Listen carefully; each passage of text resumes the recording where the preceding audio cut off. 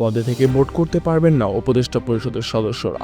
অভ্যন্তরীণ সরকারের উপদেষ্টা পরিষদের কোনো সদস্যই পদে বহাল থেকে ভোট করতে পারবেন না বলে জানিয়েছেন নির্বাচন কমিশনার আবুল ফজল মোহাম্মদ সানাউল্লাহ। রোববার নির্বাচন কমিশনের বৈঠক শেষে সাংবাদিকদের তিনি এই কথা জানান। চলতি সপ্তাহেই তফসিল ঘোষণা করা হবে বলে জানিয়ে ইসি মোহাম্মদ সানাউল্লাহ বলেন, যেদিন তফসিল ঘোষণা হবে সেদিন সন্ধ্যায় মাঠ পর্যায়ে মিটিং হবে।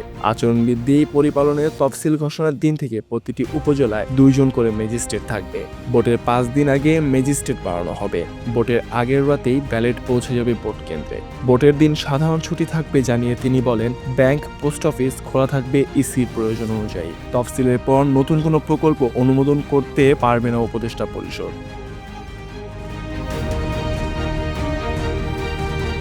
উপদেষ্টা পরিষদের কোনো সদস্যই পদে বহাল থেকে ভোট করতে পারবে না।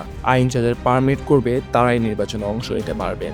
নির্বাচনে প্রিজাইডিং, সহকারী প্রিজাইডিং এবং পোলিং অফিসার হিসেবে দায়িত্ব পালনের বিষয়ে আবুল ফজল মোহাম্মদ সানাউল্লাহ বলেন, সরকারি, আধা সরকারি এবং সরকারি ব্যাংকের কর্মকর্তাদের নেওয়া হবে। বেসরকারি ব্যাংক কর্মকর্তাদের এই মুহূর্তে ভোটের কাজে নিযুক্ত না করার সিদ্ধান্ত নিয়েছেন ইসি।